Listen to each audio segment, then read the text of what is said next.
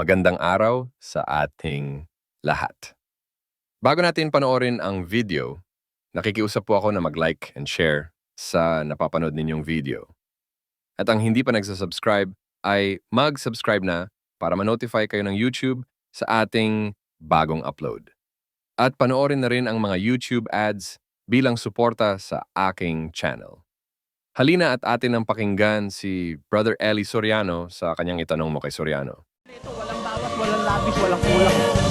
Kaya ang sabi ng mga apostol, matuto kayo sa amin, huwag hihigit sa bagay na nasusulat.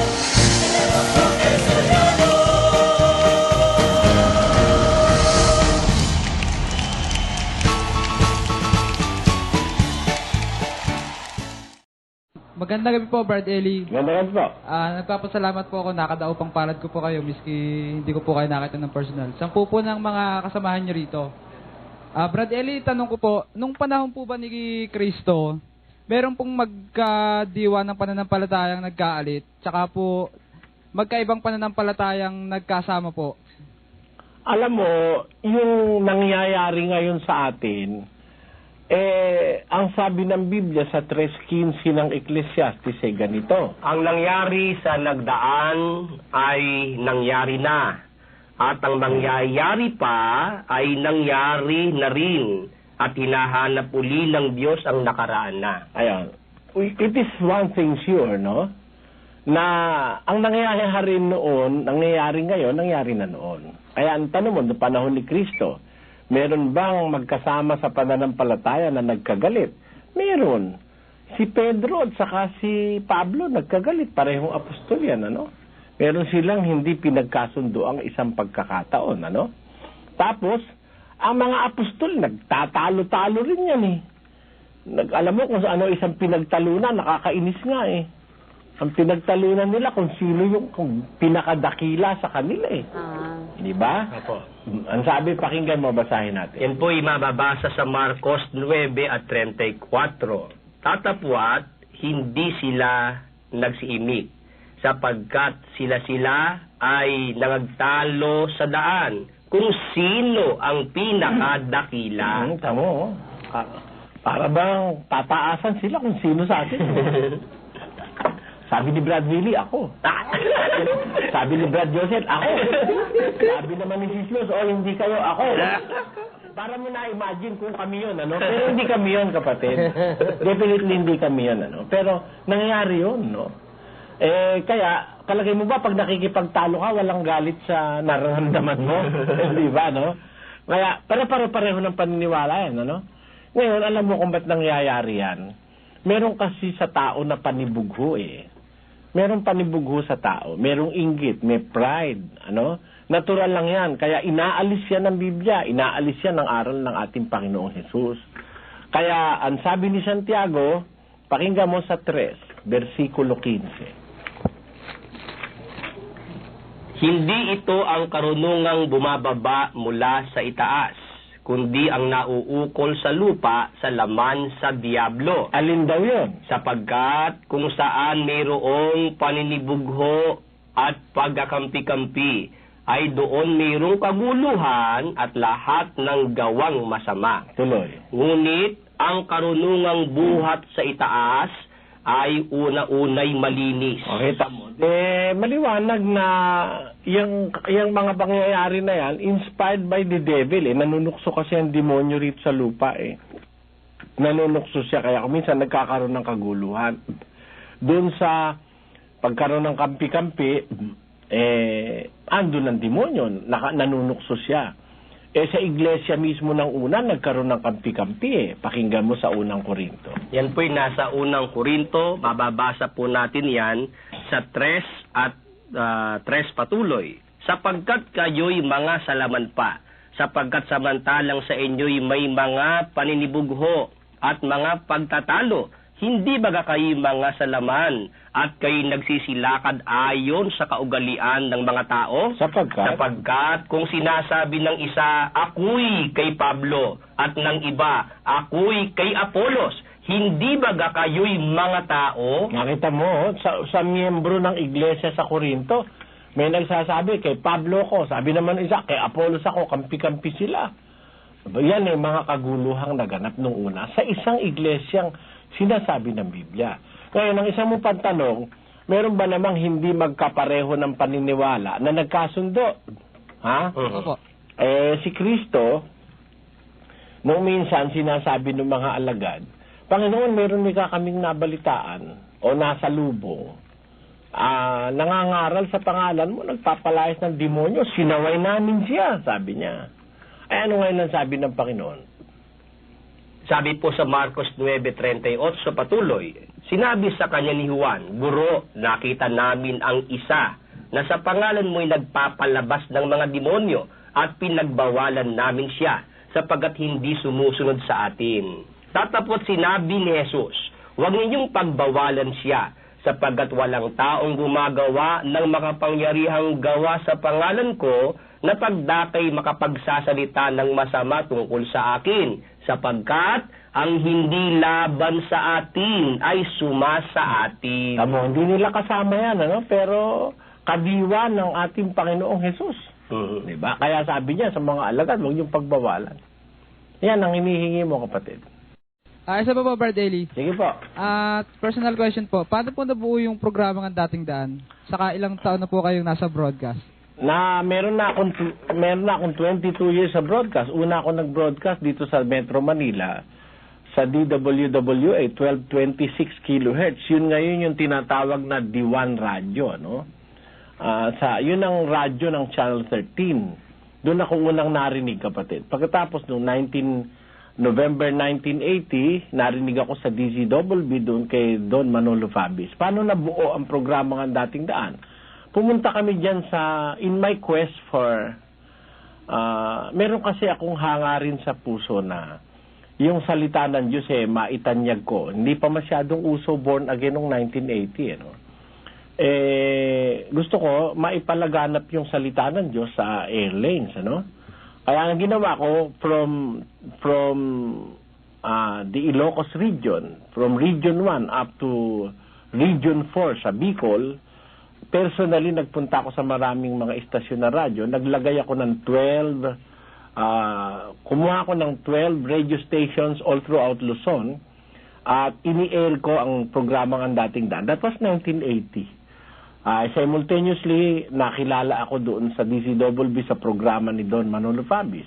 And in 1983, I began broadcasting in television. Kaya lang, na idinimanda ako ng isang milyonarya, natigil yung aming broadcast, and afterwards, nag-resume ito sa television 1987. 87 up to this time. Kaya lumalabas, mga 15 years na kami sa TV, at 22 years na kami sa radyo. Yan ang brief history ng programa ng Dating Daan, kapatid. Brad Eli, salamat. Ito naman tungkol sa baptismo sa mga patay. Mabasa po natin ito sa 15:29 ng unang Korinto. Opo. Ano po ang tanong nyo doon? Ito po ba ginagawa pa ba noon? Alam nyo, mali lang po ang interpretasyon dyan ni Joseph Smith. Meron pong tinatawag sa Biblia na bakibasa mo na nga, kapatid na William. Pakilagay nyo nga sa screen ang 15:29 of 1 Corinthians. Ito po nakasulat, sa ibang paraan, anong gagawin ng mga binabautismuhan dahil sa mga patay? Kung ang mga patay ay tunay na hindi muling binubuhay, bakit nga sila'y binabautismuhan dahil sa kanila? Ayan, ang sabi dyan ni San Pablo, anong gagawin ng wika ng mga binabautismuhan dahil sa mga patay? Ang sabi, sa ibang paraan. Otherwise, saan galing yan? Itaas natin ang 28. At kung ang lahat ng mga bagay ay mapasuko na sa Kanya, kung magkagayoy ang anak rin, ay pasusukuin naman sa nagpasuko ng lahat ng mga bagay sa Kanya, upang ang Diyos ay maging lahat sa lahat. Sa ibang paraan, anong gagawin ng mga binabautismuhan dahil sa mga patay? Kung ang mga patay ay tunay na hindi muling binubuhay, bakit nga sila'y binabautismuhan dahil sa kanila. Tuloy. Bakit baga naman tayo'y nanganganib bawat oras? Alam nyo, kapatid, ganito eh. Ang tao, oras-oras nanganganib eh. Apo. Oras-oras nga namamatay eh. Apo. Araw-araw namamatay ang tao eh. Apo. Pakibasa mo, kapatid na. Yan po'y nasa unang Korinto 15:31.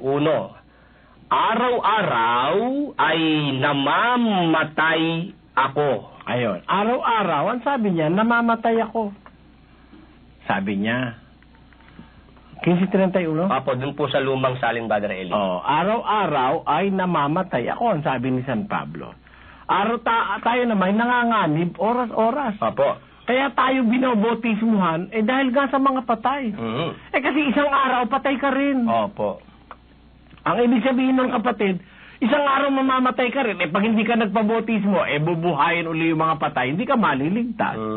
Kaya yung nakaalam ng aral, ay para ka maligtas, ay alam mong isang araw ay mamamatay ka rin, may kailangan magpabotismo. Kaya ang tawag ni Pablo, binobotismo dahil sa mga patay. Opo. Bakit? Kasi araw-araw ang tao'y nanganganib, araw-araw ang tao'y namamatay. At darating ang araw, talagang patay ka na. Opo. O kung mamamatay ka, dapat mabotismohan ka para sa pagkabuhay na maguli, maging dapat ka sa Diyos. Ayun. Yun po ibig sabihin nun. Hindi ang ibig sabihin yan, magpapaproxy ka at yung tatay mo ipoproxy mo, halimbawa, o proxy mo yung lolo mo. Walang ganong aral si Pablo, kapatid. Ganun kasi ang ginagawa ng mga Mormon eh. Yun ang katangahan ni Joseph Smith, pagpaumanhin nyo. Po, salamat. Salamat po. Tatanong ko lang po kung nabautismuhan po si Juan Bautista. Alin, kapatid? Kung nabautismuhan po si Juan Bautista. Alam mo, ang bautismo dalawa. Bautismo sa tubig at bautismo ng Espiritu Santo. Ano?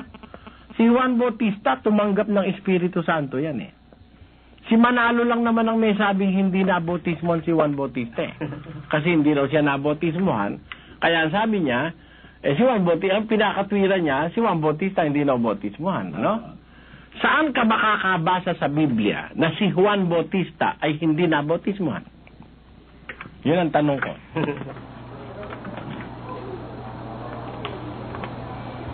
Meron ba mababasa sa Biblia si Juan Bautista hindi nabautismuhan?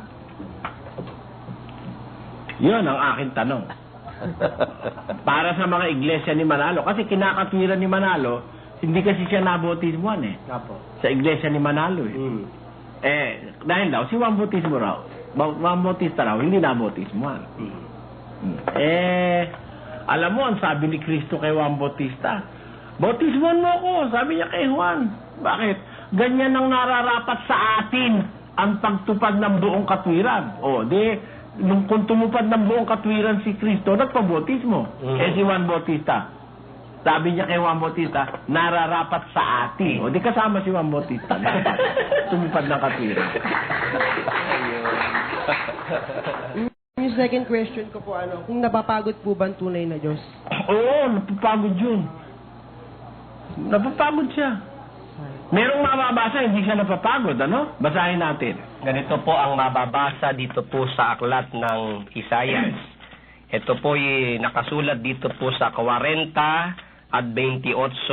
Hindi mo baga naalaman, hindi mo baga narinig ang walang hanggang Diyos, ang Panginoon, ang may lalang ng mga wakas ng lupa, hindi nanlalata o napapagod man, walang makatarok ng kanyang unawa. Ayan, ang sabi dyan. Opo. Sino may sabi niyan? Si Isaias po. Oo, yan. Sabi ni Isaias, ang may kapangyarihan sa lahat, hindi napapagod. Hindi nanlalataman. Oo, yan. Yan ang sabi. Pero may babasahin ako sa Isaias din. Babasahin natin sa Isaias 1:13. Ito po sinasabi sa 1:13 naman po ng aklat ng Isaias. Huwag na kayong magdala ng mga walang kabuluhang alay. Kamangyan ay karumal-dumal sa akin. Ang bagong buwan at ang sabat, ang tawag ng mga kapulungan. Hindi ako makapagtitiis ng kasamaan at ng takdang pulong.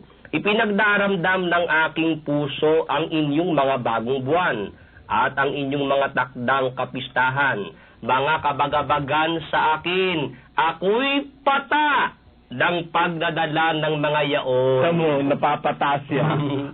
Siya may sabi mismo diyan. Opo. Yan. Yun ang nababasa, kapatid. Brother Eli, Opo. marami po sa akong katanungan sa inyo, pero sa kapapanood ko po, medyo nasagot na po yung iba. So, ang katanungan ko ay ganito. Hindi po ba paglabas po ng Israel ay matatawag pong hentil? Opo. So, ang Samaria po, labas po ng Israel? Kung wala sa jurisdiction ng Israel, siyempre, hintil. So, ano po yung sinasabi ng babae po dun sa may, kung hindi po ako nagkakamali, sa Juan 4:12 po, if I'm not mistaken, na yung nanghingi po si Kristo nung napadpad po sa Samaria, nanghingi po ng tubig sa babae, sa may balon. Nasabi po ng babae na yung balon daw na yon ay galing pa o kaya ay gawa pa ng kanyang amang si Jacob. So, paano po nangyari yon? Basahin po natin. Ganito po sinasabi dito po sa aklat naman ng San Juan. Ito po'y nasa 4 at ang talata po ay 4 patuloy. At kinakailangang magdaan siya sa Samaria. Sumapit nga siya sa isang bayan ng Samaria na tinatawag na Sikar, malapit sa bahagi ng lupang ibinigay ni Jacob kay Jose na kanyang anak. At naroon ang balon ni Jacob. Si Jesus nga, nang napapagod na sa kanyang paglalakbay, ay naupong gayon sa tabi ng balon. Mag-iika-6 na nga ang oras. Dumating ang isang babaeng taga-Samaria upang umigib ng tubig. Sa kanya'y sinabi ni Jesus, "Painumin mo ako," sapagkat napasabayan ang kanyang mga alagad upang magsibili ng pagkain. Sinabi nga sa kanya ng babaeng Samaritana, "Paano ngang ikaw na isang Hudyo ay humingi ng maiinom sa akin na ako'y babaeng Samaritana, sapagkat hindi nakikipag-usap ang mga Hudyo sa mga Samaritano." Tuloy. Sumagot si Jesus at sa kanya'y sinabi, "Kung napagkikilala mo ang kaloob ng Diyos at kung sino ang sa iyo'y nagsasabi, 'Painumin mo ako,' ikaw ay hihingi sa kanya at ikaw ay bibigyan niya ng tubig na buhay." Tuloy. Sinabi sa kanya ng babae, "Ginoo, wala kang sukat isalok ng tubig at malalim ang balon. Saan nga naroon ang iyong tubig na buhay? Tuloy. Dakila kapabaga sa aming amang si Jacob?" Ano ibig nyo itanong dyan, kapatid? Yun po, brother, kung yung tinatawag po ng babae na ama niya si Jacob, so di po ba si Jacob ay ama po ng 12 tribes of Israel? Tama po. So bakit niya tinatawag po na ama po kung hentil po yung babae? Kasi ganito po yan yung amang tinutukoy niyang ama si Jacob naman po kasi pinanggalingan lang ng lahing Israel, di ba? Yung Jacob na yun ang mismong tinawag na Israel nung makipagbuno doon sa 32 ng Henesis, hindi ba? Ngayon, ang sabi ng babae, dakila ka pa ba ang wika kaysa sa aming amang si Jacob? That doesn't necessarily mean na Israelita na siya, kapatid. Kasi ang sabi ni Pablo, hindi lahat ng mga taga-Israel, pakinggan nyo, basahin. Ang sabi naman po sa Roman 9 at ang talata po'y 6, "Tatapwat hindi sa ang salita ng Diyos ay nauwi sa wala, sapagkat hindi ang lahat ng buhat sa Israel ay mga taga-Israel." Hindi naman lahat ng buhat sa Israel ay mga taga-Israel. Alam niyo po, nadidistinguish yan sa ganito. Parang yung mga anak ni Abraham, si Abraham, ang anak niyang isa, si Isaac. Ang isang anak niya, si Ismael. Opo. Pero hindi ibinibilang na binhi si Ismael. Ang ibinibilang ay si Isaac. Ganon din naman yung mga anak ni Jacob. Yung anak ni Jacob, hindi lahat yun binibilang na Israelita. Kung sila'y napunta dun sa mga malalayong lugar, kagaya ng kinapuntahan ni Ismael, hindi siya pwedeng mabilang doon sa Israel. Kasi yung Israel, isang bansa ho yan kapatid. Kung napahiwalay ka, anak ka man ni Jacob, hindi ka napabilang doon sa pagkabansa ng Israel, hindi lang tawag sa'yo. Sa 2 ng Efeso, pakinggan niyo. Ito po ang nakasulat sa talatang 11. Kaya nga alalahanin ninyo na kayo nung una, mga hentil sa laman, tinatawag na di pagtutuli, niyang tinatawag na pagtutuli sa laman na ginawa ng mga kamay, na kayo ng panahong yaon ay mga hiwalay kay Kristo, na mga di kabilang sa bansa ng Israel. Bakit? At mga taga-ibang lupa. Okay, tamo. Ibang lupa. Halimbawa, napadpad ka doon ka na nabuhay, doon yung lahi mo na. Taga-ibang lupa ka na, hindi ka nakabilang sa bansang Israel. Pero, ang katwiran gusto kong makita mo, kapatid, kahit naman hindi ka taga-Israel, pag sumampalataya ka naman kay Kristo, binibilang kang Israelita sa Espiritu. Kaya kahit naman ikaw Israelitang masasabi sa laman dahil lahi ka ni Jacob, kung hindi ka naman nabilang dun sa bansang Israel, hindi ka rin Israel. Yan ang punto ng Biblia, kapatid. Isa pa po. Sige po. Kinakailangan po bang mamamatay ang tao upang humarap sa paghatol? Hindi po. Meron po mga tao na kahit hindi mamatay, hahatulan, kapatid. Meron po kasing sinasabi sa unang Timoteo 4, ganito po ang ating mababasa. 4:1 ba yun? Apo, ikalawang Timoteo 4:1. Ipinagbibilin ko sa iyo sa paningin ng Diyos at ni Kristo Jesus, na siyang huhukom sa mga buhay at sa mga patay. Jesus Christ is the judge to the dead and to the living. Kaya hindi ko mo patay hindi ko mo buhay, hindi nahahatulan. Merong buhay na hahatulan, kapatid. Yun lang po. Maraming salamat po. Brother Eli, tatanong ko lang po regarding din ho ito sa pagbabautismo. Medyo ninenervyos po. Sige po. First time po to. Regarding po dun sa pagbabautismo, bakit po ba kailangan bautismohan na ho ang isang sanggol na instead na ho yung kailangan na yung malaki na? Kasi ang nagre-response po doon sa sanggol yung guardians ho ng ng yung parents ang nagre-response sa mga tanong ng pare o kaya sa ministro. Alam mo, yun naman na magbobautismo sa sanggol, bunga lang yun ng katangahan sa Biblia. Hindi mo kailangan bautismohan ng sanggol Pakinggan mo sa 5:13 ng Hebreo. Sapagkat bawat tumatanggap ng gatas ay walang karanasan sa salita ng katwiran sapagkat siya isang sanggol. Yung sanggol walang karanasan sa salita ng katwiran yun, di ba? Ba't mo bautismohan? Ang bautismo, iniuukol ng Diyos sa sumasampalataya. Pag hindi ka nga sumasampalataya, hindi ka bautismohan ng mga apostol yun lang namang iba dyan na nagpapanggap na apostol pinapatintero yung mga bautismo, hino-corner kahit di sumasampalataya, binobautismohan Pero yung tunay ng mga apostol ni Kristo nung una, nagtatanong. Kagaya ng ebanghilistang si Felipe. Ang tanong niya doon sa bating, sumasampalataya ka ba ng buong puso? Mangyayari yan, sabi ni Felipe. Kung sumasampalataya siya ng buong puso, kung hindi siya bobautismohan. Kaya hindi para sa sanggol yung bautismo iyon. So, bali, hindi ho pwedeng bautismohan ang sanggol. Hindi pwede at hindi kailangan dahil ang bautismo, alam mo, ay yan, pagpapatawad ng kasalanan niya, remission of sins. Anong sin ang papatawarin mo sa bata? Wala pa namang kasalanan yung bata. Yan lang po, Brother Eli, at salamat po. Salamat po. Magandang gabi po, Brad Eli. Magandang gabi po. Under doctrination po ako. Nung first week po, tuloy-tuloy yung pagdalo ko. Nung second week, hindi po ako nakadalo, 1 linggo yun. May nangyari po kasi dun natokso po akong gumawa ng hindi maganda. Tapos pinaglabanan ko yung tukso, napagtagumpayan ko naman po.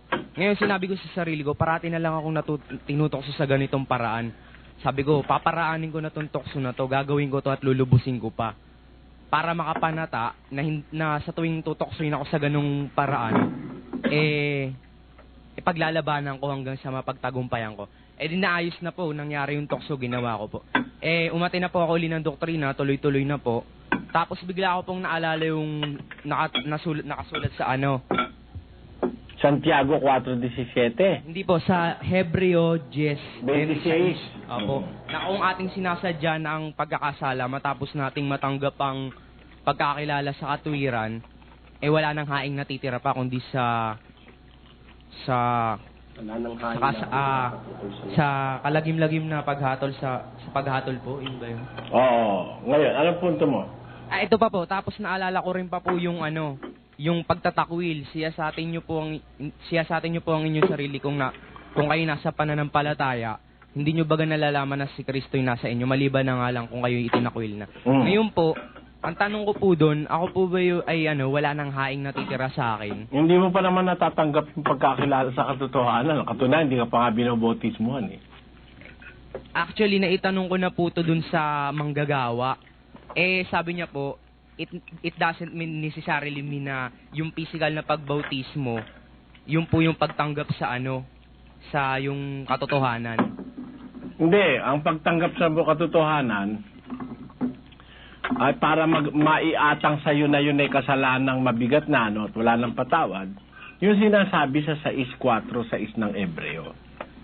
Pakibasa, kapatid na Luz. 6:4. Sapagkat tungkol sa mga minsang naliwanagan at nakalasap ng kaloob ng kalangitan at mga nakabahagi ng Espiritu Santo at nakalasap ng mabuting salita ng Diyos at ng mga kapangyarihan ng panahong darating at saka nahiwalay sa Diyos, ay di maaaring baguhin silang muli sa pagsisisi. Yamang kanilang ipinapakong muli sa ganang kanilang sarili ang anak ng Diyos at inilalagay na muli siya sa hayag na kahihiyan. Yan ang wala ng hain, yung nakalasap ng kaloob ng kalangitan, nakabahagi ng Espiritu Santo. Ibig sabihin, nabotismuhan, Tapos naliwanagan, nakalasap ng mabuting salita ng Diyos. Hindi pa naman nagaganap sa iyo lahat yan, kapatid. Paano po pag tinanggap ko na ng buong puso yung katotohanan? At naliwanagan ka na ng buo. Opo, tapos ginagawa ko na rin po, pero hindi pa po ako nababautismo. Hindi mo pa nga natatanggap eh. Kasi ang pagtanggap mo sa katotohanan, kasama yung bautismo ron eh. Kung hindi mo natatanggap yung bautismo, hindi mo masasabing natanggap mo na yung katotohanan. Hindi pa kompleto. Hindi kompleto. Hindi may hain pa pong natitira. Saka hindi pa po ako nagtatakwil. Meron pa. Narinig ko, napakinggan ko po dati na may piggery po kayo. Oo. Napakinggan ko rin dati na ang pagkain ng tao, sabi niyo po, yung tao talaga ang pagkain niya, cereals and nut. Hindi naman po tayo mga meat eater kagaya ng mga leopardo, yung may mga pangit, tsaka mahabang kuko. At tsaka, yun ang natural na pagkain ng tao. Ang tao dapat, ang kanyang hugis ng ngipin at ang kanyang hugis ng kuko, nagpapatunay na siya ay dapat omnivore. Yan. Ngayon, yun ang natural niya. Herbivore ang tao, herbivore. Ngayon, ang nangyari sa tao, sometimes by force of circumstances, hindi niya matutupad yung pagiging herbivore. Halimbawa, nakatira ka sa Alaska. There is no available food na pwede mo sabihin puro herbivore ka. Magpupuro kang prutas at gulay. Wala namang gulay prutas doon sa Alaska. Diba? Puro ron, puro yelo ron. Ano kakainin mo prutas at gulay? Kaya kakain sila doon karne at mga isda. Ngayon. Kaya, pagdating ng bagong tipan, sinabi ng Diyos yun na sa salitang ito, nililinis niya ang lahat ng pagkain. Doon sa 7:19 ng Marcos. Pakibasa, Sis Luz. Ito po. Sa Marcos 7:19. Sapagkat hindi pumapasok sa kanyang puso, kundi sa kanyang tiyan, at lumalabas sa dakong daanan ng dumi. Sa salitang ito'y nililinis niya ang lahat ng pagkain. Anong tanong mo diyan, kapatid? Yung kasi po ang tanong ko, kung pinapanukala nyo po na yung pagkain talaga ng tao not in cereal, ba't po kayo nagpipigiri? Hindi na nga ngayon ganun na sabi nga ng Biblia, Dati po yun, yung dapat oo, nung nakakain. panahong una, nung katutubo ng tao. Ngayon po, Ngayon ang lang tao, yun. inaalaw na ng Diyos kumain ng mga hayop eh. Actually, dun sa Israel pa lang, pinakakain na ng Diyos ng hayop ang mga tao eh. Diba? Sabi ng Diyos, pag magpapatay ka, 17 ng Levitico, kapatid na. Levitico. Ito po ang sinasabi po. At sino mang tao sa sangbahayan ni Israel o sa mga taga-ibang bayan na nakikipamayan sa kanila na kumain ng anumang dugo ay 13, kapatid na Luz 13 na, talatang 13. At sino mang tao sa mga anak ni Israel o sa mga taga-ibang bayan na nakikipamayan sa kanila na manghuli ng hayop o ng ibon na makakain, ay ibubuhos niya ang dugo niya o natatabunan ng lupa. Diyan pa lang, pinapakain na ng karne ang tao eh, sa panahon pala ng Israel, kapatid. Bali po yun kay kay Eva at Adan dati. Oo, Parang ganun. oo, doon sa punto na yon. Ano po ba yung yung hanapin niyo muna yung kaharian ng Diyos at yung kanyang katwiran. Yung katwiran po, yung po ba yung mga utos niya, yung matuwid sa kanya? Ang katwiran yung nasa Roma 1:16 hanggang 17. Ito po ang sinasabi dito sa Roma 1:16. Sapagkat hindi ko ikinahihiya ang ebanghelyo, sapagkat siyang kapangyarihan ng Diyos sa ikaliligtas ng bawat sumasampalataya, unay sa Hudyo at gayon din sa Griego. Sapagkat dito, ang katuwiran ng Diyos ay nahahayag mula sa pananampalataya hanggang sa pananampalataya. Ang katwiran ng Diyos yung nasa ebanghelyo, kapatid. Dito, sabi, sa ebanghelyo, ang katwiran ng Diyos nahahayag. Kaya ang katwiran ng Diyos yung aral na ebanghelyo. Yung lahat po ng nasa ebanghelyo. Oo. Kaharian po, yung kanina. Dalawa po kasi yun, yung kaharian at yung katwiran. Ano po ba yung kaharian na sinasabi doon? Yung paghahari ng Diyos yun. Ang paghahari ng Diyos, kapatid, yung sinasabi sa sa 14:17 ng Roma. 14 at 17. Sapagkat ang kaharian ng Diyos ay hindi ang pagkain at pag-inom, kundi ang katuwiran at ang kapayapaan at ang kagalakan sa Espiritu Santo. Ayan, ang binubuo ng paghahari ng Diyos sa tao, yung katwiran, yung kapayapaan, at yung kagalakan sa Espiritu. Yun ang paghahari ng Diyos sa tao. Salamat po. Salamat! Tanong ko lang po, kasi po ako isang Katoliko. Sa batas po ng simbahang Katoliko, totoo po ba na sa buhay ng isang mag-asawa, isang napakalaking pagkakasala, sa Diyos ang magsama na walang sakramento ng kasal ng pari? Totoo po ba ito o hindi? Alam nyo, yung kasal, yung mga ginagawang kasal ng mga pare, mga ministro, mga pastor, yan lang yan, para lang sa tao yan eh. Ang totoo para sa Diyos, ang Kristiyano po, ang binding, kung tayo Kristiyano talaga, no? Yun lang, tipanan ninyong mag-asawa, na kayo'y magtitipan, na kayo magsasama, yun lang ho, binding na sa Diyos yun eh. Kinikilala na agad ng Diyos yun eh. Pakinggan nyo po. Mga kapatid, nagsasalita ako ayon sa kaugalian ng mga tao. Bagamat ang pakikipagtipan ay gawa lamang ng tao, gayunmay pagka pinagtibay, sino man ay hindi makapagpapawalang kabuluhan. Ayun. Bagaman ang pakikipagtipan ng wika ay gawa lamang ng tao, gayon man, pagka ito ang wika ay pinagtibay, sino man ay hindi makakapagpawalang kabuluhan. Kaya nga, kahit hindi kayo makasal sa tao, sa huwes, sa pare, sa pastor, mananagot na kayo sa Diyos pag nagkaroon na kayo ng covenant sa isa't isa. Alam po nyo kasi ganito yan no? Yung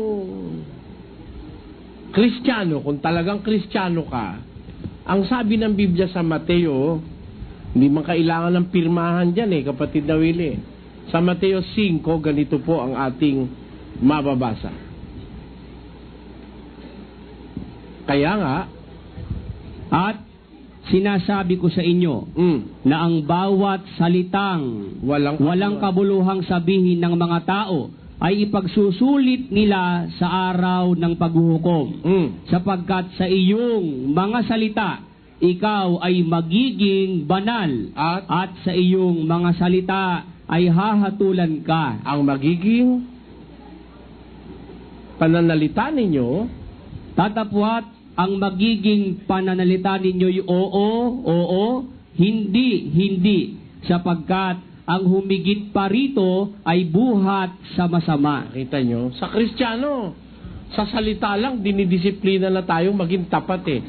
Dapat ang salita mo, oo kung oo, hindi kung hindi. Wala nang mahigit pa ron. Pag sinabi mong oo, talagang oo. Pag sinabi mong hindi, talaga hindi. Sapagkat sa salita mo magiging dapat ka, sa salita mo naman ang wika ay hahatulang ka. Kaya sa amin pong paniniwala, pag nag-usap, kinikilala na ng Diyos yan. Totoo, si Maria at si Jose hindi pa nakakasal eh. Pero tinatawag na ng Bibliang mag-asawa eh. Di ba? O, bago sila nagsama, nasumpungan na si Maria ay nagdadalang tao, lalang ng Espiritu Santo. Bakit mas mabuti basahin natin? Ang pagkapanganak nga kay Hesukristo ay ganito, nang si Maria na kanyang ina ay mag-aasawa kay Jose. Mag-asawa na ba? Hindi pa nga nagsisiping eh. Mag-aasawa pa lang, magkatipan pa lang sila. Ano nangyari? Bago sila magsama, ay nasumpungang siya ay nagdadalang tao sa pamamagitan ng Espiritu Santo. At si Jose, na kanyang asawa, palibhas ay lalaking matuwid, at ayaw na ihayag sa madla ang kanyang kapurihan, ay nagpasyang hiwalayan siya ng lihim. Ano nangyari? Tatapos samantalang pinag-iisip niya ito. Ang gusto ni Jose, hiwalayan niya na si Maria. Biro mo, di pa naman niya nagagalaw eh. Buntis na. Ikaw man si Jose, gano'n. Pwera na lang kung ikaw pindeho martir. Kasi 3 klase yata kung 4 siyang pindeho. Pindeho martir, pindeho sabroso, pindeho diretso. Meron pa akong isa, nakalimutan ko si Jose ayaw niya na hindi niya pa nga nagagalaw, buntis na.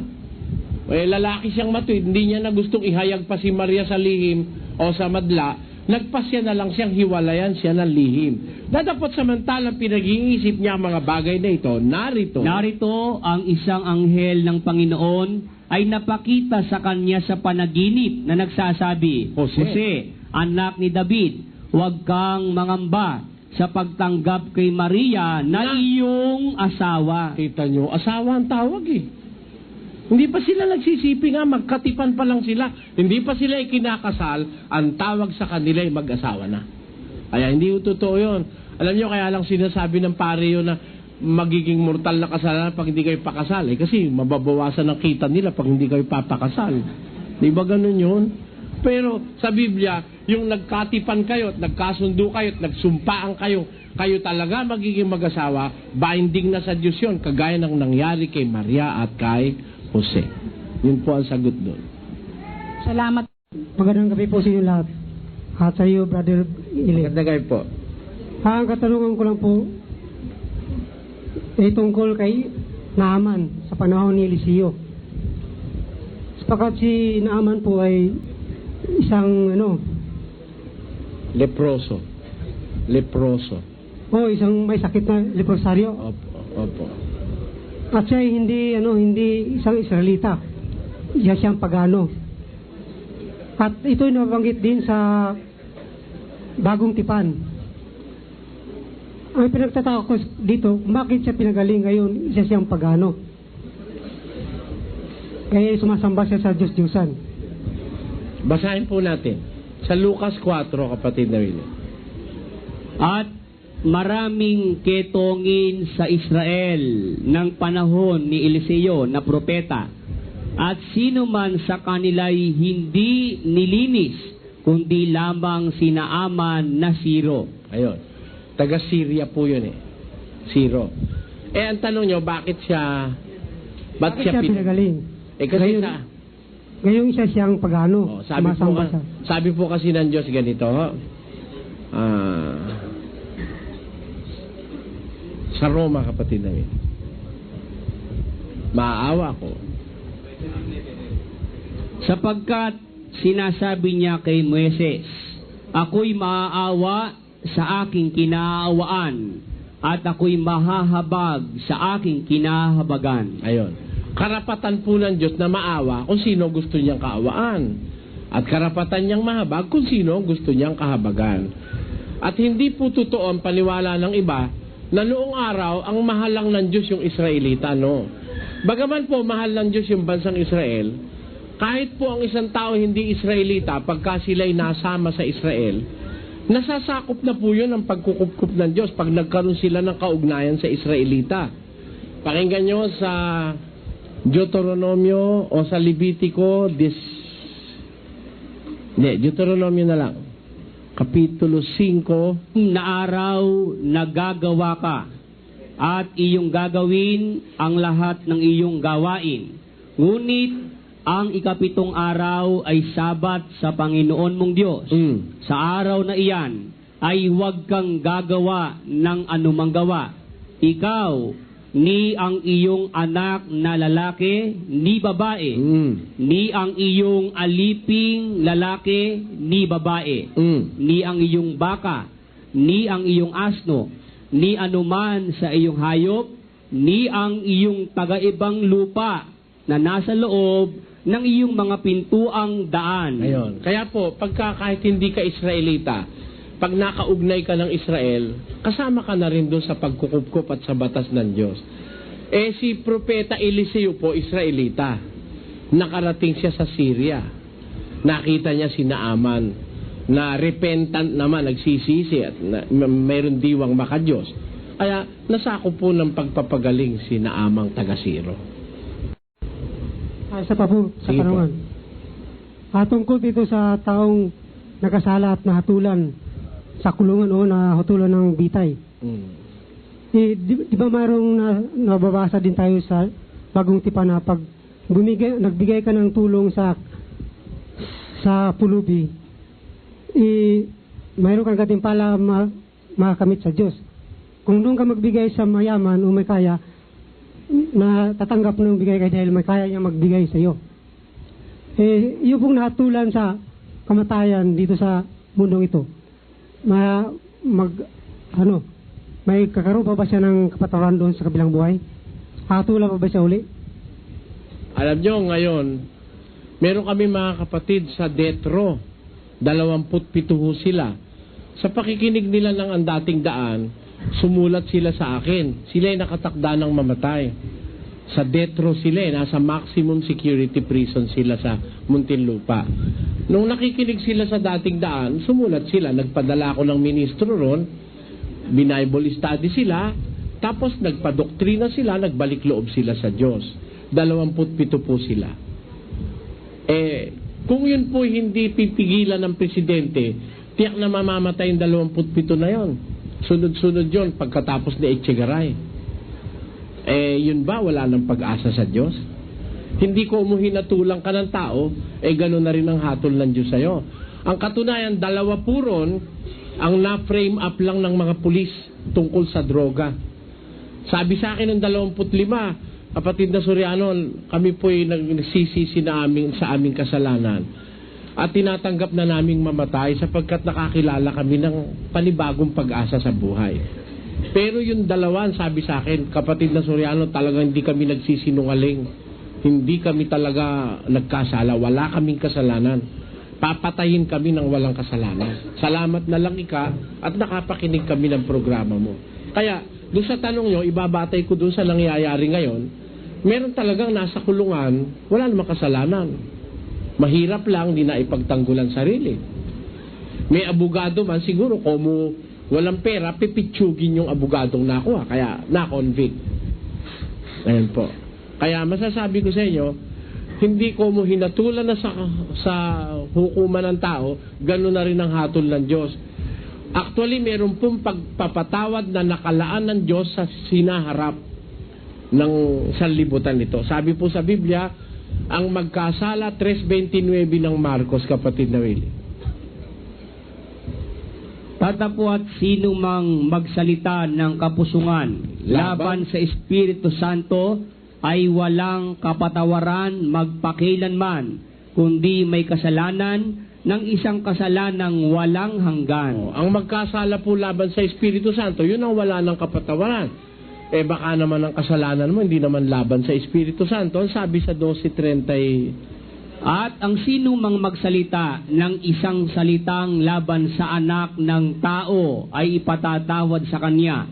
Tatapwat, ang sino mang magsalita laban sa Espiritu Santo ay hindi ipatatawad sa kanya, kahit sa sanglibutang ito o maging sa darating. Kita nyo, meron pong pagpapatawad sa darating. Kaya hindi man patawarin ng korte rito, maaaring patawarin naman ng Diyos doon. Yan po. Ayon po doon sa aking nabasa sa Biblia, na ang isang obispo o isang mangangaral kailangan may isang asawa. Ito po pwede nyo sagutin o pwede rin po namang hindi. Bakit po yata wala akong naririnig sa inyo kayo may asawa? Hindi naman ho prerequisite yung pagiging mag-asawa eh. Basahin naman natin yung sinasabi ron. 3:1. Dapat nga na ang obispo ay walang kapintasan, asawa ng isa lamang babae. Tuloy. Mapagpigil, mahinahon ng pag-iisip, mahusay, mapagpatuloy, sapat na makapagturo. Mga katangi ang hinihingi sa isang obispo. Hindi naman ako obispo eh. Hindi ho. Ministro po ako. Iba ho ministro, iba yung obispo. Ngayon, kahit ho naman obispo, kung ayaw niyang mag-asawa, pwede rin eh. Pakikita ko sa inyo, may obispo, walang asawa eh. Basahin natin ang Hebreo 3. 1 Pedro 2. Kayo gaya ng mga tupang nangaligaw, sapagkat kayo'y gaya ng mga tupang nangaliligaw. Ay? Tatapwat ngayon ay nangabalik kayo sa pastor at obispo ng inyong mga kaluluwa. Ayun. Gaya tayo ng tupang naligaw, nagbalik tayo sa pastor at obispo ng ating kaluluwa. Sino yung pastor at obispo ng ating kaluluwa? Tuloy, ang basa. Na siya rin ang nagdala ng ating mga kasalanan sa kaniyang katawan sa ibabaw ng kahoy. Ang atin pong obispo na pastor at obispo ng ating kaluluwa, walang iba kundi ang Panginoong Jesus. Di ba? May asawa ho ba si Kristo? Wala ho. May obispong walang asawa. Salamat po. Kaya lang ho sinasabi yun, na ang obispo para walang kapintasan, kailangan isa lang ang asawa kasi may mga nagmamangang aral, 36 ang asawa. Ayun, napakatakaw sa babae. Kilala nyo yun, taga rito yun. Taga rito yun, taga Baras. Salamat po, Brother Eli. Hindi nyo alam. Ako alam po. Salamat din po. Kaya sinabi, asawa ng isang babae lamang kasi meron kong mag-asawa, dami-dami. Yun nga, meron akong alam. Ang pakilala pa, anghel siya, pero maraming asawa eh. Biro mo, anghel pa. Sa Biblia, wala namang anghel na nag-aasawa. Sa kayo makakakita sa Biblia, anghel nag-asawa, anghel ng Diyos, laho nun. Maganda kami po. Ay, tatanong ko lang po kasi isa po kaming Catholic, marami po kaming bisita pag yung Jehovah po. Meron po kasi nagsabi sa amin na ang inyo raw pong pangaral ay galing po ron sa Jehovah. Totoo po ba yun? Bakit hindi Jehovah nakasulat dito? Ano ba naman kalukuhan yun? Sa Jehovah, walang impyerno. Sa amin, meron. Diba? Tinuturo namin may impyerno. Sa Jehovah, ang mamanahin daw itong lupa. Ito rin ito. Kaya yung mga saksi ni Jehovah rin sa tanay, yung mamanahin nila itong tanay. Kasi ganun ang aral nila, mamanahin ito itong lupa ito ang aral namin, itong lupang ito, mawawala ito Susunugin ito ng Diyos sa paghukom Magkaiba kami ng aral, paano kami nagkapareho? Sila nagtitinda ng libro, kami hindi. Bawal sa amin yun. 23 ng Kawikaan. Bumili ka? Malaki kalokohan nung nagsabi sa iyo nun, ano? Tamo pakinggan mga kapatid. Bumili ka ng katotohanan at huwag mong ipagbili. Okay, tamo. Bawal ipagbili yung katotohanan. Sila benta ng libro sabi nila, totoo raw yung nakasulat, tapos binibenta nila. Bawal ng Diyos yun. ang katotohanan, huwag mong ipagbibili, sabi ng Diyos. Eh sila, walang ginawa kundi magbenta eh. Paano nangyari ngayon na ang aral namin galing sa kanila? Eh magkakontra yung aming aral. Hindi kami naniniwalang si Jehovah ay Diyos. At hindi kami naniniwalang ang pangalan ng Diyos ay Jehovah. Ang pangalan ng Diyos ay ito. Ano? Hindi mo Jehovah yan. Sa Ebreo, yan po'y sinisignify ng 4 na letrang Ebreo yung tinatawag na tetragrammaton. YHWH. YHWH. Yan po ang pangalan ng Diyos. Hindi Jehovah. Nanloloko lang yung magsasabing Jehovah ang pangalan ng Diyos. Hindi po rin Yahweh yan. Hindi Yahweh yan. Wala ho kasing vowels yan eh. Kaya hindi mo alam kung ano bigkas niyan. Hindi natin alam ngayon sa panahong ito kung paano binibigkas yan ng mga Ebreo. Maaari po yan eh, parehong I, parehong O, parehong U. Pwedeng Yuwu, pwedeng Yawa, pwedeng Yewe. Pwedeng ganun yan eh. Kaya lang hindi nga natin alam, ayokong manghula. Mahirap na yung manghuhula ka, dadagdagan mo eh. Nakalagay YHWH, naniniwala kami may pangalan ng Diyos. Yan. Nakasulat po yan sa 2 tapyas na bato na ibinigay kay Moises ng Diyos. Pero hindi Jehovah yan. Alam niyo yung Jehovah na lumitaw lang yan nung 14th century, 14 na siglo ng panahong Kristiyano. 14th century AD, nun lang lumitaw yung Jehovah. Ibig sabihin, 1,400 taon nang patay ang mga apostol nang lumitaw yung Jehovah. Kaya hindi totoo iyan ang ipinangaral ng mga apostol. Salamat din. Doon po sa may subject po kaming theology. Doon po sa sinasabi nila Exodus, yung pagkahati po ng dagat. Sinasabi nila, hindi daw totoo yun. Sabi ng mga theologian, high tide, low tide lang daw yun. Hindi totoo yun, tarantado yun. Hindi theologian yun. Sumbong mo ko. Sabi ni Soriano, tarantado ka raw, sabihin mo. Biro mo, sino ka para pamalian yung nakasulat sa Biblia? That was written through the inspiration of the Holy Spirit. High tide, low tide. Kung di ba naman yung professor mo na yun, ano? Sumbong mo ako sa kanya. Biro mo, high tide, low tide. Pag low tide, ibig sabihin, mababa rin yung, may dagat din. Meron din tubig, di ba? Alam mo ba kung saan lumakad ang Israelita sa dagat? Pakinggan mo sa awit. Hindi kalaban ng Biblia yung professor mo. Hindi theology professor yon. Ha? Kagaguhan lology yun. Basahin natin. At iniulat ni Moises ang kanyang kamay sa ibabaw ng dagat. At pinaghiwalay ng Panginoon ng dagat sa pamamagitan ng isang malakas na hanging silanganan. O di hindi low tide, pinaghiwalay yung dagat. The sea departed. It was divided into two. Sa pamamagitan ng malakas na hanging silanganan. At ang dagat ay pinapaging tuyong lupa. Kita mo? Pag low tide ba, matutuyo lupa. Kita mo? Kaya yung pastor na nagsasabi nun, low tide. Professor of theology, di ka na nahiya. Biro mo, ang Biblia ang dapat mong ituro, tinututulan mo. Nakasulat, lumakad sila sa tuyong lupa. Meron pang talata na sila ay nagsilakad sa tuyong lupa. Pakibasa. Kanyang pinapaging tuyong lupa ang dagat. Sila'y nagsidaan ng paa sa ilog. Dooy nangagala kami sa kanya. Kita mo? Sila'y lumakad sa tuyong lupa. Paano mo sasabihin ngayon low tide yun? Siyempre, pag low tide, may tubig din. Hindi tuyo. Yan tuyo eh. Tinuyo ng Diyos yun. Alam mo ba kung ilan ang dadaan sa dagat? 2 milyon. Kasi nung bilangin, 600,000 men, 20 years old and above. 20 taon pataas, 600,000 ang Israel na lumabas sa Ehipto. Lalaki yun ha. Pwera pa yung batang pababa, pwera pa yung batang lalaki na mula 20 years pababa, pwera pa yung batang babae at pwera pa ang babae. Kita mo? Di more than 2 million yun po pwede. 2 million.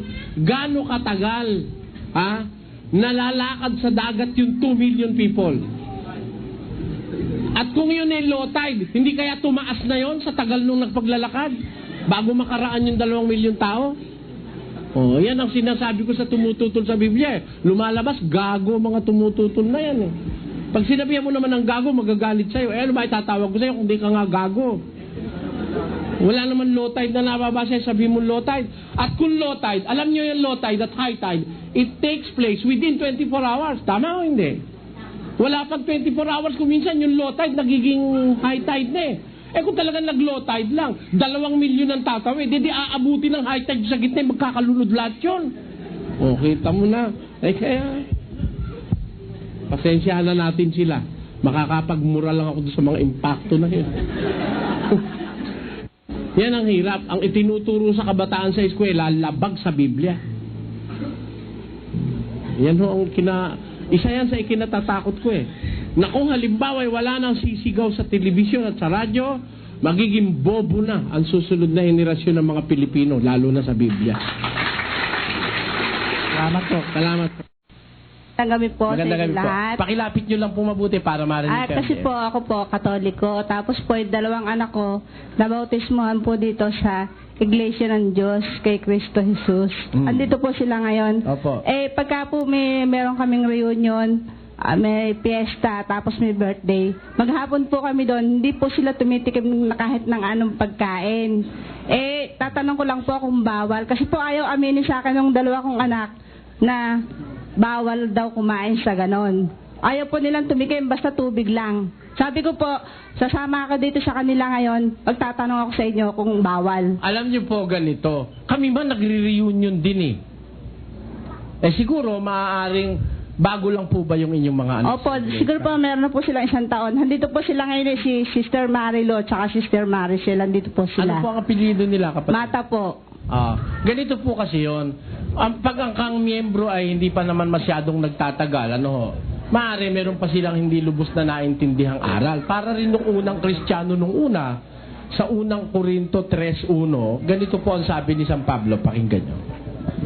At ako mga kapatid, ay hindi nakapagsalita sa inyo na tulad sa mga nasa espiritu, kundi tulad sa mga nasa laman. Tulad sa mga sanggol kay Kristo. Paano? Kinandili ko kayo ng gatas at hindi ng lamangkati. Bakit? Sapagkat kayo'y wala pang kaya noon. Oo. Wala, na ngayon pa man ay wala kayong kaya. Meron pong stage sa pagiging lingkod ng Diyos na minsan hindi nila pa alam na buong buo yung aral ng Diyos. Opo. Ngayon, maaari siguro nagkamali sila ng pick-up. Hindi naman masamang kumain dun sa reunion ng isang pamilya. Alam nyo kasi kami man nagre-reunion minsan sa isang taon, tinatawag namin yung aming mga kapatid, mga pamangkin, mga apo. Ngayon pong family reunion. Hindi po masama. Sabi nga po ng mga kapatid ko, bakit ganon? Para silang nawawala ng maano. Hanggang sa maghapon talagang puro tubig lang iniinom nila. Hindi sila tumitikim ng pagkain. Meron po kaming aral na pag-aayuno. Baka naman natsi-tiyempo po na nag-aayuno sila. Talagang hindi ko kakain. Ganito po. Alam nyo, sa amin, may aral na pag-aayuno. Ngayon, yung pong pag-aayuno, hindi namin ipinaalam yung kahit kanino. Pag nag-aayuno kami, hindi namin pinamamalayan ng tao na nag-aayuno kami. Eh baka pag natiyempo sa ganon, talagang hindi nyo nga mapapakain. Pakinggan nyo, sa 6:17 ni Mateo. Tatapot ikaw sa pag-aayuno mo, ay langisan mo ang iyong ulo, at hilamusan mo ang iyong mukha, upang wag kang makita ng mga tao na ikaw ay nag-aayuno. Kundi ng Ama mo na nasa lihim, at ang Ama mo na nakakita sa lihim ay gagantihin ka. Kita nyo, ang pag-aayuno po kasi, tinatago yan eh. Sa Biblia, kung mag-aayuno ka, ibig sabihin nung nag-aayuno, hindi kumakain, itinatago mo yan, di mo pinamamala yung kahit sa kasambahay mo. Baka naman po natsi-tiyempong pagka ganon, yun ang pinipili nilang araw ng pag-aayuno, pagpasensyahan nyo na. Salamat po. Salamat po, naging maunawain kayo. Kasi, alam nyo ganito mga kapatid, ito maaaring kaiba sa lahat ng aral. Pero kami kung mag-ayuno, yung panahong maraming pagkain. Tingnan mo kailan ba mapapatunayang ikaw ay hindi magnanakaw? Kaya mapapatunayang hindi ka magnanakaw kung doon sa tiyempong meron kang mananakaw, hindi mo ninakaw. Hindi ba ganon? Hindi naman masasabing hindi ka magnanakaw dahil hindi ka nagnanakaw. Eh baka mamaya, kaya lang hindi ka nagnanakaw, wala ka tiyempo. Pero pagka nakatiyempo ka, magnanakaw ka rin. Pero yung isang tao sa harap ng maraming mananakaw, hindi nagnanakaw, yun po hindi magnanakaw yun. Ano po ibig ko sabihin? Ang aral po kasi ng Diyos, mag-aayuno ka doon sa panahong maraming pagkain. Eh baka mamaya mag-aayuno ka, talagang wala kang ulam at wala kang kanin, eh pangit yun. Hindi magandang motibo ng pag-aayuno yun. Kaya ang magandang pag-aayuno, mag-aayuno ka sa panahong maraming pagkain. Ako po ganun ang ginagawa ko. Kung ako'y mag-aayuno, sa panahong maraming pagkain, doon po ako nag-aayuno. Maaaring nangyayari sa mga anak niyo yung ganun. Pasensya na kayo. Yun naman po'y pagmamahal sa Diyos eh. Verse 7 to 8. Dahil yung ibang relihiyon po, sinusunod yon, pero yung ibang relihiyon, hindi sinusunod. Yun lang po. Thank you. Una, dapat nating malaman kung kanino addressed yung sinasabi sa 11:7 to 8 of the book of Leviticus. Umpisahan natin sa 1. Pakinggan nyo ang sinasabi. At sinalita ng Panginoon kay Moises at kay Aaron na sa kanila'y sinasabi, inyong salitain sa mga anak ni Israel na inyong sabihin, ito ang mga bagay na may buhay na inyong makakain sa lahat. Kapatid, ang kausap dyan, si Moises, kausap ng Diyos, at saka si Aaron. Sasabihin sa kanila ng Diyos, yung sasabihin naman nila in turn sa mga anak ni Israel. Kaya ito'y batas para sa anak ni Israel. Ibinigay kay Moises at kay Aaron. Alin yung isa doon, yung sa 7. At ang baboy, sapagkat may hati ang paa at baak, datapwat hindi ngumunguya, karumal-dumal nga sa inyo. Huwag kayong kakain ng laman ng mga iyan, at ang bangkay ng mga yaon ay huwag ninyong hihipuin, mga karumal-dumal nga sa inyo. Ayun, sa Israel talaga bawal yon. Hipuin man yung baboy, masama eh. Pag kayong kakain ng laman yaon, o hihipuin man sila, sapagkat ito'y karumal-dumal. Sa Israel yon. Pero alam mo, pagdating sa panahon ng ating Panginoong Hesus, inalis yung batas na ipinatupad sa Israel. Ang katunayan, doon sa Hebreo 7 at 12. Sapagkat ng palitan ang pagkasaserdote, ay kinailangang palitan naman ang kautusan. Ayun, pinalitan yung pagkasaserdote. Ang dating saserdote si Moises sa Israel. Pinalitan ng pagkasaserdote ni Moises, ang ipinalitay si Kristo. Kaya kailangan din namang palitan pati yung kautusan, ang sabi ng Biblia. Anong katunayang ang ipinalitay si Moises o si Kristo at ang pinalitay si Moises? Sa 3 ng Hebreo. Versikulo 1 hanggang 3. Kaya nga, mga banal na kapatid, mga may bahagi sa pagtawag ng kalangitan, inyong isipin ang apostol at dakilang saserdote na ating kinikilala, si Jesus. Hindi si Moises. Isipin ng wika ninyo ang apostol at dakilang saserdote na ating kinikilala na si Jesus. Na, tuloy. Na siya'y tapat sa naglagay sa kanya, na gaya rin naman ni Moises sa buong sambahayan niya. Tingnan mo, kaya si Moises ang hinalinhan ni Kristo. Kung paano tapat si Moises, tapat din naman siya. Tuloy natin. Sapagkat siya ay inaring may karapatan sa lalong kaluwalhatian kaysa kay Moises. Kita mo, inari siya, si Jesus, na may karapatan sa lalo pang kaluwalhatian kaysa kay Moises. Kaya, yung pagkasaserdote ni Moises, pinalitan ng pagkasaserdote ni Kristo. Pagdating ngayon ng panahong Kristiyano, ano ngayon ang sabi? Para sa mga kautusang ipinatupad ni Moises sa 13:39 ng gawa ng mga apostol. At sa pamamagitan niya, ang bawat nananampalataya ay inaaring ganap sa lahat ng mga bagay, na sa mga ito'y hindi kayo aariing ganap sa pamamagitan ng kautusan ni Moises. Ayon. Kang sa pamamagitan ng wika ni Kristo, ang sumasampalataya inaaring ganap sa lahat ng bagay. Na sa mga ito'y hindi kayo aariing ganap sa pamamagitan ng kautusan ni Moises. Kaya pagdating ng panahong Kristiyano, yung kautusan ni Moises, pinalitan nyo ng kautusan ni Kristo. Ang katunayan na hindi na ikapagiging dapat ngayon yung kautusan ni Moises, ang sabi ni Pablo sa Galacia 3:11, ganito ating mababasa. Maliwanag nga na sino man ay hindi inaaring ganap sa kautusan sa harapan ng Diyos. Ayun.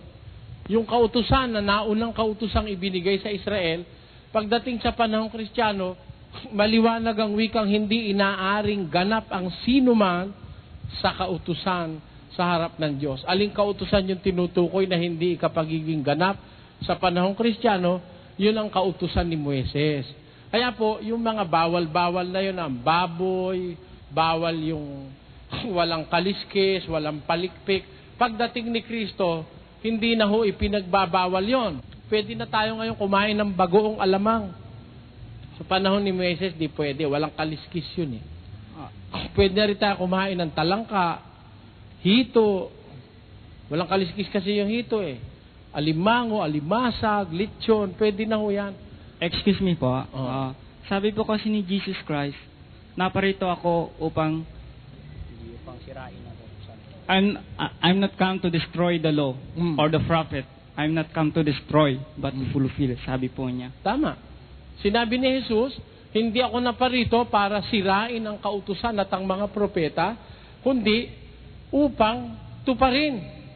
Ayan ang sabi niya, no? O alamin natin, Panginoong Jesus, hindi ka pala naparito para sirain ang kautusan at ang propeta. Alin ba yung kautusang hindi mo sisirain, kundi tutuparin mo? Alin yung kautusan na yun na tutuparin mo? Ipinapakahulugan ng Sabadista, yun daw ang 10 utos na tutuparin ni Kristo. Ha? Tanungin natin si Kristo, ang tutuparin niya ba yung 10 utos? Pakinggan niyo ang sagot ni Kristo sa pamamagitan ng kanyang mga apostol. Sa unang Timoteo 1:8 patuloy. Ganito ating mababasa. Datapwat nalalaman natin ang wika ni Pablo sa mga Kristiyano, kagaya ni Timoteo. Sila nakakaalam pero iba hindi. Ha? Nalalaman natin, hindi sinabi ni Pablo, nalalaman ng lahat. Hindi ganon. Nalalaman natin na ang kautusan ay mabuti kung ginagamit ng tao sa matwid. Yamang nalalaman ito na ang kautusan ay hindi ginawa dahil sa taong matwid. Tandaan mo, the law of Moses was not intended for a righteous man. Ang kautusan ay hindi ginawa para sa taong matwid, kundi para kanino? Kundi sa mga walang kautusan at manggugulo. Dahil sa masasama at mga makasalanan. Si Kristo ba masama? Hindi. Makasalanan ba si Kristo? Hindi. Yung kautusan ni Moises, hindi ginawa yun para sa mga taong matutwid, kundi sa masasama, sa manggugulo. Kanino pa? Dahil sa mga di banal at mapaglapastangan. Dahil sa nagsisipatay sa ama at sa nagsisipatay sa ina. Dahil sa mga mamamatay tao. Dahil sa mga nakikiapid. Dahil sa mga mapakiapid sa kapwa lalaki. Dahil sa mga nagnanakaw ng tao. Mga kidnappers. Dahil doon. Dahil sa mamamatay tao. Dahil sa masasama, ginawa yung kautusan ni Moises. Hindi dahil kay Kristo ginawa yon. Ang tanong natin kay Kristo, hindi pala naman para sa iyo yung kautusan na yun, Panginoon eh. Ano yung sinasabi mong naparito ka, hindi para sirain ng kautusan, kundi para ganapin? Aling kautusan yon na hindi mo sisirain, gaganapin mo? Pakinggan niyo ang sagot ni Kristo sa 17 ng Ebreo. Nang magkagayoy, sinabi ko, narito, ako'y pumarito sa balumbon ng aklat ay nasusulat tungkol sa akin upang gawin, O Diyos, ang iyong kalooban. Alin ho ang gaganapin ni Kristo? Naparito ako sa balumbon ng aklat, nasusulat tungkol sa akin. Meron yung kautusang susundin si Kristo, nasusulat yung para sa Kanya. Anong katunayan? Merong specific na kautusan ang Diyos para kay Kristo na susundin niya. Pakinggan niyo sa 24 ni Lucas, versikulo 44. At sinabi niya sa kanila, ito ang aking mga salitang sinabi ko sa inyo, nang ako'y sumasa inyo pa, na kinakailangang matupad ang lahat ng mga bagay na nangasusulat tungkol sa akin. Saan? Sa kautusan ni Moises at sa mga propeta at sa mga awit. Meron hong nakasulat siyang gagampanan, nakapaunang salita sa kautusan ni Moises, sa awit, at saka sa mga propeta. Sa kautusan ni Moises, isa sa mga kautusan, papatayin ang isang korderong walang kapintasan. Di ba? Dadagpin, adjis ng Nisan, aalagaan hanggang 14 ng Nisan. Yun ho ang unang buwan ng kalendaryo Ebreo. Papatayin paglubog ng araw ng 14 ng Nisan, coinciding to the 15th of Nisan, the feast of the Passover. Yun hong lamb doon, yung kordero na yon, sumisimboliko kay Kristo. Kaya ginanap niya yon. Pinatay si Kristo 15 ng Nisan, araw ng Miyerkules, mga kapatid. Inilibing siya araw ng Huwebes. Nabuhay siyang maguli bago mag-unang araw ng Sanlinggo. Natupad lahat kay Kristo yon. Yung 3 days and 3 nights na kung papanong si Jonas 3 araw at 3 gabi na nasa ilalim, nasa tiyan ng isang malaking isda, gayon din ang wika, ang anak ng tao kailangan 3 araw at 3 gabi mapasa ilalim ng lupa. Maraming sinabi sa propeta, sa kautusan ni Moises, sa mga awit, na tinupad si Kristo. Pagdating niya sa krus, ang sabi niya, it is finished, consummatum est. Natupad na ang lahat. Alin yung tinupad niya? Yung para sa kanya. Ba't naman niya tutuparin yung hindi para sa kanya? Di ba? Magandang gabi po, kapatid na Eli. Magandang gabi po.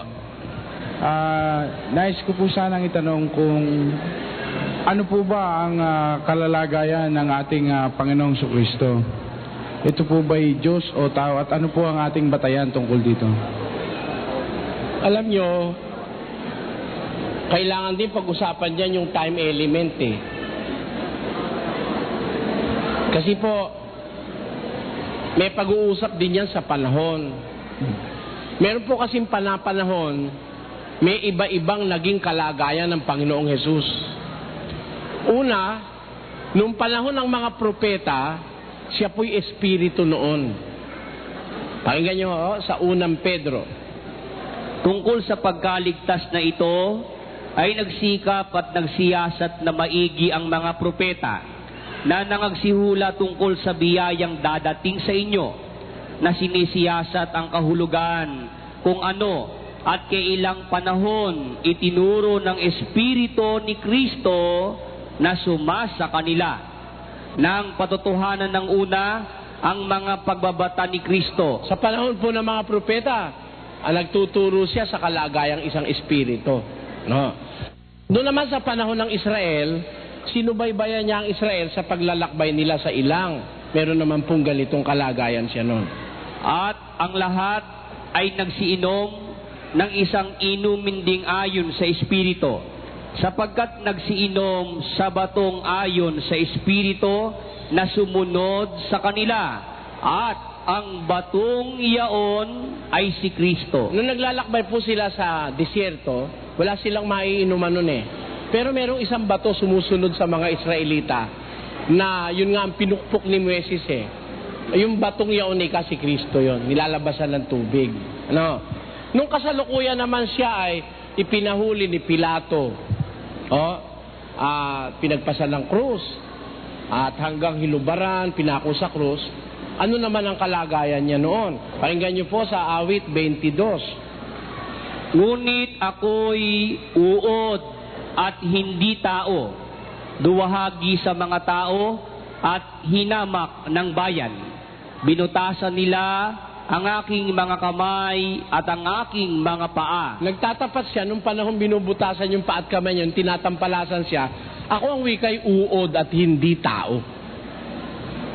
Nung panahon hindi pa siya pinapatay, nung nangangaral pa lang siya, na ayaw naman siyang paniwalaan, sa 6:40 naman ng Juan, o 8:40. Tatapwat ngayoy pinagsisikapan ninyo akong patayin na taong sa inyo'y nagsasaysay ng katotohanan. Doon naman, taong nagsasaysay ng katotohanan. Ngayon, para malaman natin kung ano talaga ang kalagayan niya, from eternity tayo sumilip dun sa wala pa yung mga tao, wala pa yung anumang bagay. Ano siya? 8:12. Akong karunungan ay tumatahan sa kabaitan. Yung karunungan po ang nagsasalita, ano sabi niya? Inari ako ng Panginoon sa pasimula ng kanyang lakad, bago pinasimulan ang kanyang mga gawa ng una. Ako'y nalagay mula noong araw, mula nang walang pasimula, bago nalikha ang lupa. Ako'y nailabas nang wala pang mga kalaliman, nang wala pang mga bukal na sagana ng tubig, bago ang mga bundok ay nalagay, bago ang mga burol ay ako'y nailabas. Samantalang, hindi pa niya nililikha ang lupa, niyang mga parangman, niyang pasimulaman ng alabok ng sanglibutan, nang kanyang itatag ang langit, nandoon ako. Karunungan siya no? Karunungan. Wala pa langit, wala pa lupa. Tinatawag siyang karunungan. Ang katunayan, 1 Korinto 2:6. Basa. Gayunman ay nagsasalita kami ng karunungan sa mga may gulang. Bagaman hindi ng karunungan ng sanglibutang ito o ng mga may kapangyarihan sa sanglibutang ito, na ang mga ito'y nauuwi sa wala, kundi sinasalita namin ng karunungan ng Diyos sa hiwaga. Yaong karunungan na itinalaga ng Diyos bago nilalang ang mga sanglibutan. Ito pala'y karunungan na itinalaga ng Diyos bago pa nilalang ang mga sanglibutan na hindi napagkilala ng sino mang pinuno sa sanglibutang ito. Bakit? Sapagkat kung nakilala sana nila, ay di ipinako sa krus. Yung palang karunungan na yun, kung nakilala sana nila, hindi ipinako sa krus. Eh, sino ba pinako sa krus? Di ba si Kristo? O di yun ang karunungan. Anong katunayan? 1:24. Ngunit sa kanila na mga tinawag, maging mga Hudyo at mga Griego, si Kristo ang kapangyarihan ng Diyos at ang karunungan ng Diyos. Ayun, si Kristo ang kapangyarihan ng Diyos, siya ang karunungan ng Diyos. Kaya, from everlasting, tinatawag siyang karunungan. O, ngayon, nung magkatawan tao siya, pinakilala siya ni San Juan sa ibang katawagan. Juan 1:1. Nang pasimula siya ang verbo, at ang verbo ay sumasa Diyos, at ang verbo ay Diyos, at nagkatawang tao ang verbo. Ngayon, nung panahon na San Juan, sinabi ni Juan, nung pasimula siya, ikaw ang verbo. Ang verbo sumasa Diyos, ang verbo ay Diyos. Nagkatawang tao ang verbo. Ayan, more or less, yan ang synopsis of who Christ is according to the Bible.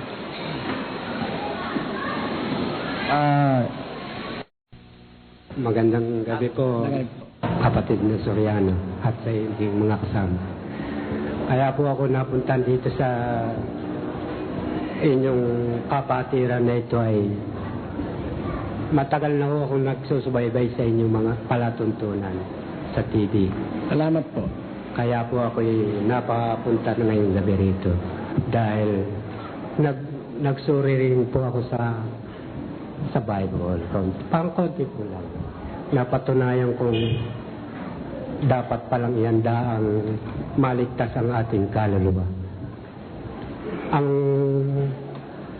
Ang tanong ko po may tatanong po ako sa inyo. Doon po sa unang tipang, 2004 ang nagiging tapos ng unang kasulatan. At nang isilan po si Yesu Cristo, ay sumakop din ng 2004 BC, hindi po ba? Ngayon po, dito po sa bagong tipan,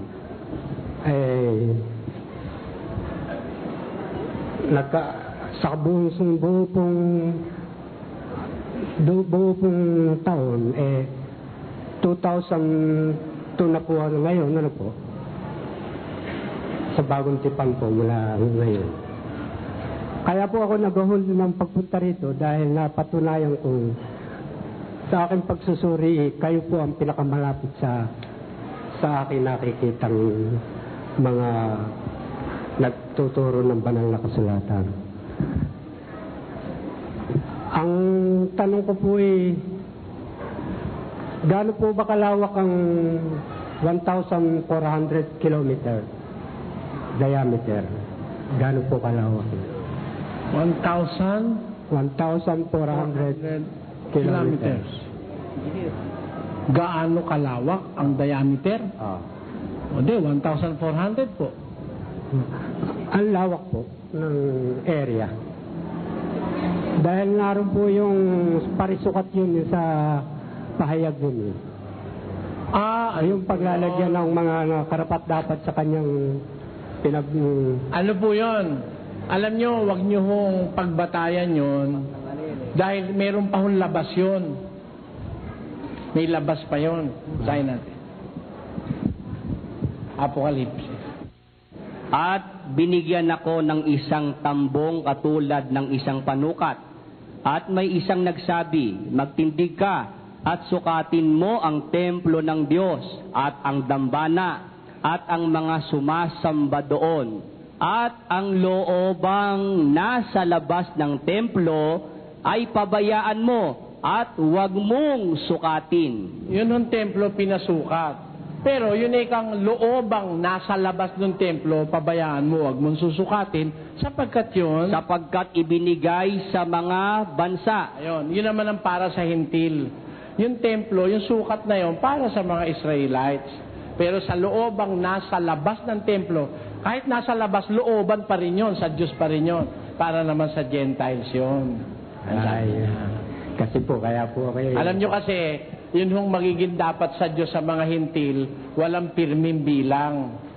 2:39 ng gawa. Sapagkat sa inyo ang pangako, at sa inyong mga anak, at sa lahat ng nangasa malayo, maging ilan man ang tawagin ng Panginoon nating Diyos sa Kanya. Sabi ng Biblia, sa Israel, sa inyong pangako, tapos sa inyong mga anak, at sa lahat ng nangasa malayo, maging ilan man ang tawagin ng Panginoon nating Diyos sa Kanya. Kaya walang bilang yun eh. The number is open to all that wants to be saved. Kasi baka na kayong matikip na sa ating kung tayo sa dami ng taong kinahangad na tayo mapunta ron sa kanyang Kaya nga po... Huwag kayong mag-alala ho, stretchable yun, stretchable. Kaya nga ako rin mamadali ngayon na paano makasalib sa inyong kapatiran. Ay, kailangan po marinig nyo muna ang doktrina. Papasok po ako. Kung loloobin po ng Diyos, bago nyo po madesisyonan yan, pagkaraan ng 15 araw na doktrina, kung gusto nyo sa bahay nyo, kung gusto nyo sa coordinating centers, pupuntahan kayo at your convenience. Gusto nyo umaga, tanghali, o gabi, o hapon, makipag-ugnayan po kayo kay kapatid na Josel. Pag narinig nyo yung doktrina at matatanggap nyo, saka lang kayo babautismuhan. Pero pag hindi nyo matatanggap, hindi kayo babautismuhan. Ito kung nga po naghahangad na talaga ng buhay na walang hanggan. Salamat po. Lahat naman ng tao ay dapat ganun. Maraming po salamat. Magandang umaga po, Brother Eli, at sa lahat po ng mga nakikinig. Magandang gabi. Magandang gabi sa inyo lahat. Ako po natutuwa at nakarating ako dito sa Bible Exposition. Akala ko po hanggang PB lang ako. And nung nanood ako kagabi, sabi niyo meron nga daw ngayong exposition, so sinikap kong makarating. Taga rito po kayo? Sa Taytay po. Salamat po. Ang aking pong katanungan, sir, ay naniniwala po ako na yung ibinibigay niyong mga aral ay talagang galing sa Bible. At ganun pa man, ako po ay gusto ko ring magtanong o gusto ko pong malaman, yung po bang gawaing ito o itong religious organization o religious activity ito ay paano po ba ang tinatawag na pagsamba? Kasi pagka po sa Katoliko, meron po tayong tinatawag na misa, pagsisimba. Tapos, yun naman po mga iglesia, meron din po silang way of worship. Ganun din po yung ibang mga religious organization. Dito po sa atin, sana sooner makasama rin ako kasi sinasabi kong atin. O dito po sa tinatawag nating ang ating daan, paano po ba yung way of worship? Ito po ba ay plain ganito lang na pag-aaral sa Biblia, Bible exposition at answering and asking and answering question? Meron po bang iba? Meron pong tinutukoy na sa Biblia yung fellowshipping o pagkakatipong Kristiyano, ginanap ng mga alagad ng una. Nasa 10:25 po yan ng Hebreo. Na huwag nating pabayaan ang ating pagkakatipon na gaya ng ugali ng iba, kundi mag-aralan sa isa't isa, at lalo na kung inyong namamalas na nalalapit na ang araw. Ayan, meron po sinasabi na huwag pababayaan yung pagkakatipon. Therefore, meron nung tinutukoy sa Biblia na pagkakatipon ng mga Kristiyano, no? Ano ang ginagawa ron? Is this like this? Is it like this? Pakinggan nyo sa Korinto 12. Ano nga ito, mga kapatid? Pagka kayo'y nangagkakatipon, ang bawat isa sa inyo'y may isang awit. Ayun, pagka nagkakatipon, merong awit, yung praises, song of praises. Ano? Tapos? May isang aral. May aral. Meron yung sermon, aral. Tapos? May isang pahayag. May pahayag, may pagpapaliwanag, etc. Kung itutuloy mo, meron pong kabuuan yung tinatawag na parang worship service. Merong awitan yon, may panalangin, may pag-aaral ng salita ng Diyos, may pahayag, kung kailangang ipahayag ang anumang bagay sa kongregasyon, may pahayag yon. Yun ho ang sinasabing kabuuan sa Biblia. Yun ho ang ginaganap namin. Iba rito yun. Doon ho sa pagkakatipong ganon, wala hong open forum doon. So pagka halimbawa po, ginaganap lang po yun ng mga member na? Kasama, pwede rin ng mga visitors na dumalo. Pero it is a doctrine for the members. Pero welcome po ang lahat ng bisita. Kasi para mo sila masanay kung sakaling sila aanib, alam na nila kung anong ginagawa sa pagkakatipon. At dito po sa Kainta, meron dito no? Sa Taytay, meron din yata, di ba? Meron din po. Mas malapit sa inyo, kung pwede, dumalo po kayo, makikita yung buo. Okay. Sir, pwede po pong isa? Sige po. Gusto ko lang pong malaman, sir, kung... Ay, huwag niyo naman ako tawagin, sir. Masama po yun. Brother Eli. Kasi po yung sir sa Old English, ang ibig sabihin Lord. Sa Old English, the word sir is an Old English word. British English yan eh. Yan po, ang kahulugan niyan, Lord. Kaya parang naano ko pagka tinatawag akong sir. Sige, Brother Eli. Sige po. Gusto ko lang pong itanong kung paano po, kayo po ba yung leader nitong samahang ito? Ngayon, sa panahong ito. Meron na pong previously naging leader? Oo, si kapatid na Nicolas Perez. Sir, Brother Eli, paano po ba nagsimula itong samahang ito po?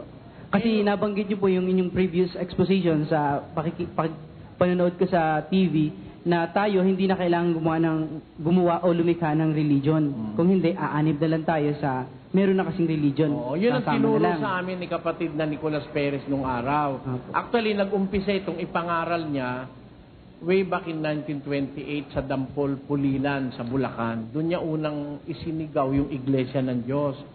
After some time, in 1936, nung may mga members ng sumasampalataya, nag-register sila sa Bureau of Commerce. Bureau of Commerce pa noon, hindi pa Securities and Exchange Commission. 1936 yun. Nairehistro December 10, 1936. Nabuo na yung samahan. Narehistro. Tinuturo ni Kapatid Perez na hindi tayo nagtayo ng sarili nating iglesia, kundi ang ating pinagsama-samahan yung aral na nasa Biblia. Kung tayo man nabuo as a group, umanib tayo dun sa iglesyang nasa Biblia. Parang affiliates, ang tawag yata sa English doon, affiliates noong isang original organization that started in Jerusalem. Yun ang aming paniniwala. Ngayon, nung mamatay si kapatid na Nicolas Perez, merong mga nahiwalay na mga ibang mga paksyon, pero kami sa panig na ito, nagpatuloy kami dun sa aral ni kapatid na, tinuro ni kapatid na Nicolas Perez. Maraming pong salamat. Maraming salamat din. Maraming salamat sa mga nanood at sa mga hindi nag-skip ng mga YouTube ads bilang suporta sa aking channel.